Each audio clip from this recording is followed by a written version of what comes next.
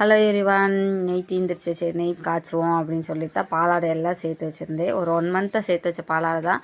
இதை நைட்டே எடுத்து 2 கரண்டி அளவுக்கு குட்டி கரண்டி தான், அதனால் 2 கரண்டி அளவுக்கு தயிர் விட்டு நல்லா மிக்ஸ் பண்ணிக்கிட்டு ஓவர் நைட் நல்லா உரைய விட்டுருங்க. தயிர் எப்படி உரைய வைக்கிறோமோ அதே மாதிரியே உரைய வச்சுட்டு காலையில் எடுத்து பார்த்திங்கன்னா சூப்பராக உறைஞ்சி வந்திருக்கும்.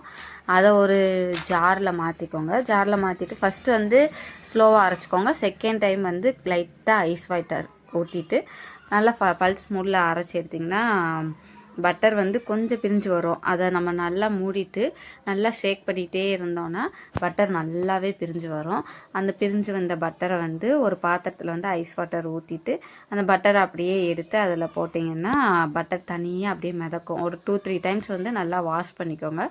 வாஷ் பண்ணிவிட்டு இது எடுத்து பார்த்திங்கன்னா அந்த மண் இந்த இதெல்லாம் போயிடும். அதனால் அதை எடுத்துட்டு அதுக்காக தான் அதை நல்லா வாஷ் பண்ணுறது. அதை பாத்திரத்தில் போட்டிங்கன்னா கொஞ்சம் நேரம் அந்த நுரை வந்துக்கிட்டே இருக்கும். நல்லா கை விடாமல் கிண்டிகிட்டே இருங்க. கிண்டிகிட்டே இருந்துட்டு அது கொஞ்சம் நேரத்தில் பார்த்திங்கன்னா நுரை எல்லாம் போயிட்டு அந்த கலர் நல்லா வரும். எல்லோ கலரில் வந்துடும். அது நல்லா பொரிஞ்சிக்கிட்டே இருக்கும். அந்த சவுண்டு நிற்கிற வரையும் நல்லா கிண்டிகிட்டே இருங்க.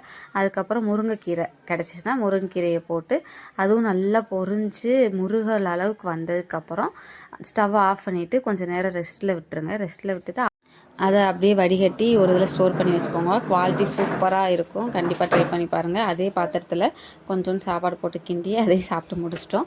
ராகி கேக் செஞ்சுருந்தேன், சூப்பராக வந்துருந்துச்சு. இதோட என்னென்ன நான் போட்டேன், எவ்வளோ போட்டேன்றதை டிஸ்கிரிப்ஷனில் கொடுக்குறேன். கண்டிப்பாக செக் பண்ணி பாருங்கள், ட்ரை பண்ணி பாருங்கள். கண்டிப்பாக நம்ம சேனலை சப்ஸ்கிரைப் பண்ணிக்கோங்க.